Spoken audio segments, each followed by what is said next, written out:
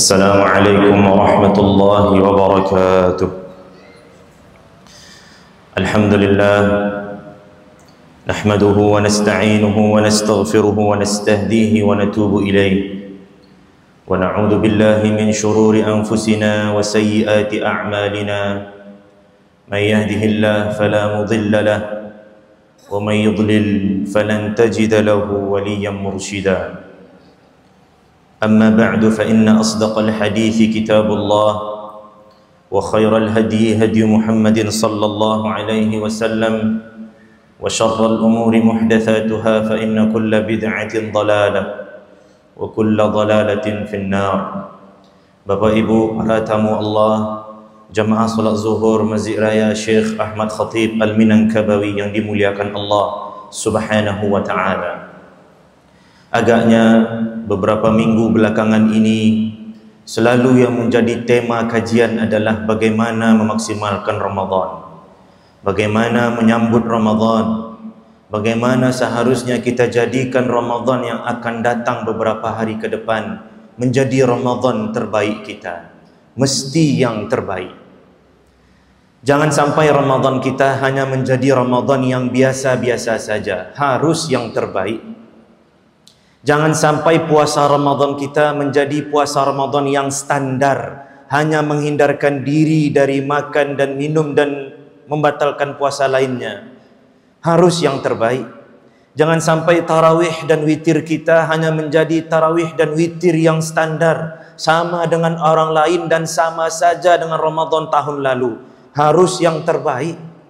Jangan sampai infak, sedekah kita, tilawah kita hanya sekedar infak, sedekah dan tilawah yang standar, sama saja dengan orang lain atau sama saja dengan Ramadan tahun lalu. Harus yang terbaik. Bukankah yang terbaik ini yang Allah minta dari kita? Alladzi khalaqal mauta wal hayata liyabluwakum ayyukum ahsanu amala. Yang diminta dari kita adalah amal terbaik. Maka itulah agaknya sebab kenapa hari ini para da'i, para ustaz selalu menjadikan tema persiapan Ramadan, menyambut Ramadan. Bahkan ada tabligh akbar khusus untuk menyambut Ramadan.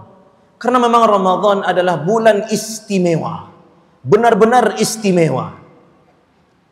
Maka jangan sampai hadirin yang dimuliakan Allah, ritual kita di Ramadan tahun ini hanya sekedar ritual rutin tahunan saja. Orang puasa, kita juga puasa. Tapi kita tidak tahu apa hakikat puasa sebenarnya. Bahkan dalam konteks puasa ini, Allah Subhanahu wa taala dalam hadis qudsi mengatakan bahwa satu-satunya ibadah yang Allah rahasiakan pahalanya sebagai surprise untuk orang beriman adalah puasa. Fa innahu li, kata Allah, puasa itu untukku. Salatnya anak Adam ya untuk mereka. Inna salata tanha 'anil fahsya'i wal munkar. Salatnya untuk mereka. Zakat mereka untuk mereka juga, untuk mensucikan diri mereka.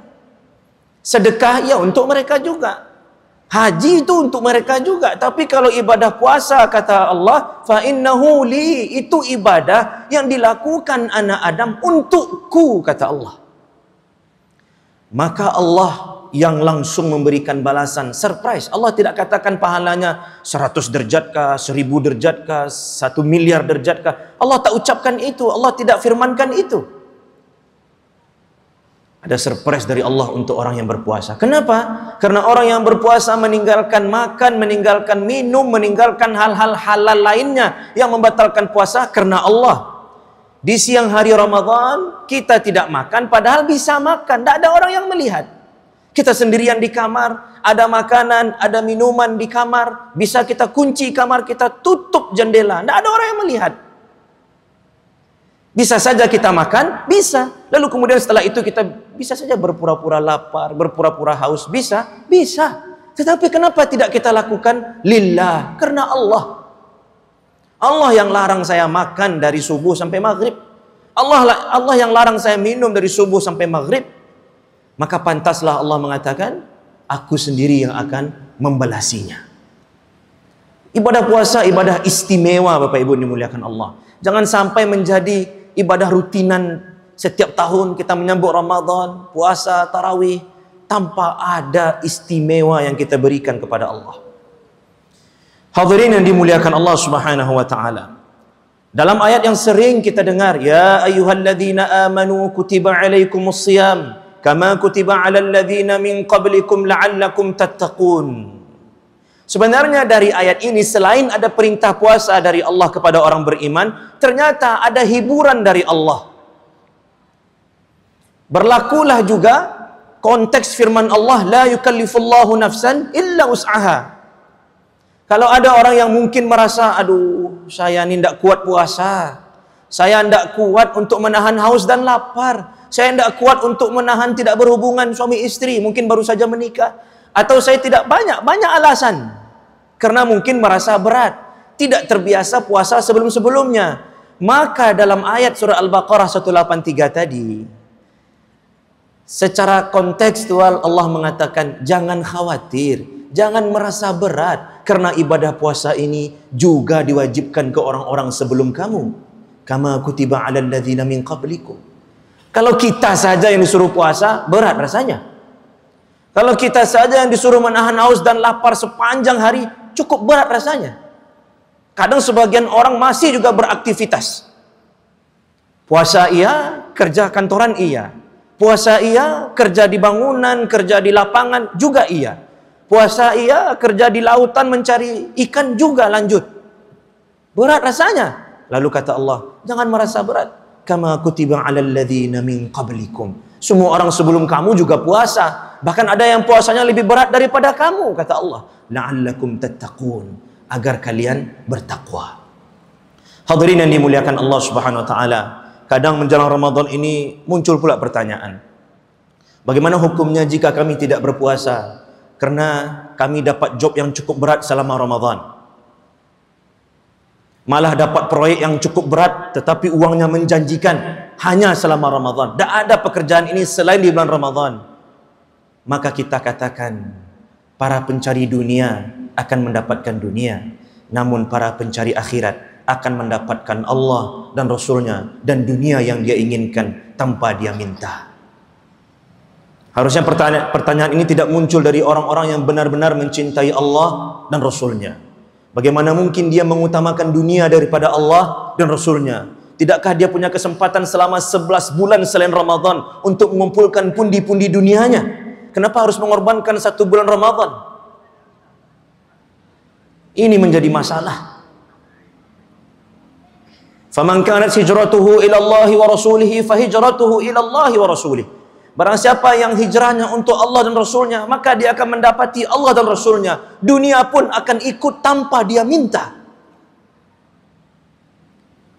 Maka hadirin yang dimuliakan Allah, jika terjadi kepada kita harus memilih antara puasa Ramadan tidak mendapatkan uang atau meninggalkan puasa Ramadan lalu mendapatkan uang, tentu kita semua punya jawabannya masing-masing. Dan yang akan mengarahkan kita kepada jawaban yang sebenarnya adalah keimanan dan ketakwaan kita. Karenanya Allah katakan di ujung ayat, la'allakum tattaqun. Hadirin yang dimuliakan Allah, dalam sebuah doa yang masyhur sekali, walaupun sebagian ulama mendhaifkan hadis ini, tetapi untuk berdoa sah-sah saja. Allahumma barik lana fi Rajab wa Sya'ban. 2 bulan sebelum Ramadan, Rajab dan Sya'ban. Wa ballighna Ramadan, dan sampaikan kami kepada bulan Ramadan. Sekarang kita berada hampir masuk ke pintu bulan Ramadan. Maka tidak hanya cukup sampai ke bulan Ramadan, kita berdoa kepada Allah, ballighna Ramadan bil iman wal ihtisab wal amal wal a'mal salihah wal istiqamah wat ta'ah. Ya Allah, sampaikan kami ke bulan Ramadan dengan keikhlasan, dengan keistiqomahan. Jangan sampai kita sekadar masuk ke bulan Ramadan. Karena semua orang masuk bulan Ramadan, tetapi tidak semua orang mendapatkan ghufira lahu ma taqaddama min dzambih. Tidak semua orang mendapatkan raja'a qayaumi waladathu ummuh, nanti di hari Idul Fitri dia seperti kembali dilahirkan oleh ibunya. Tidak semua orang yang akan menjadi la'allakum tattaqun. Semua orang di sebuah kota, di sebuah provinsi, boleh jadi mereka masuk ke bulan Ramadan, tetapi kata Rasulullah, kam min sha'imin laisa lahu min siyamih illa al-ju'i wal 'atash atau kama qala. Betapa banyak orang yang berpuasa tidak dapat apa-apa kecuali haus dan lapar saja. Maka hadirin yang dimuliakan Allah, jadikan Ramadan tahun ini betul-betul menjadi yang paling istimewa. Dan sebelum kita tutup, kalau ditanya apakah hal yang paling urgen yang saya lakukan untuk menyambut Ramadan, jawabannya adalah tazkiyatun nufus. Sucikan hati kita agar kita istiqamah beramal sampai di akhir bulan Ramadan. Di awal-awal bulan Ramadan mungkin hadis yang sering diulang adalah innamal a'malu binniyat, karena bicara tentang niat. Tetapi menjelang akhir Ramadan nanti, hadis yang sering diulang hendaknya adalah innamal a'malu bil khawatim. Amal itu hanya dilihat dari cara kita mengakhirinya. Ibadah solat seseorang tidak akan sah kalau dia tidak melakukan rukun salam yang ada di akhir solat. Puasa seseorang tidak akan sah walaupun dia tahan dari subuh sampai menjelang maghrib, ternyata 3 menit menjelang waktu maghrib dia sudah berbuka. Tidak sah. Dan Ramadan kita akan dianggap gagal kalau menjelang akhir Ramadan kita sudah dialihkan dengan kesibukan persiapan Idul Fitr. Tidak ada hubungan Ramadan dengan Idul Fitr dari segi persiapan dan meninggalkan atau lebih mendahulukan ini dan itu. Karena kebanyakan orang mengorbankan malam-malam terakhir Ramadan demi kue lebaran, demi baju lebaran, demi dekorasi lebaran. Dia merasa bahwa yang lebaran itu adalah yang punya baju baru.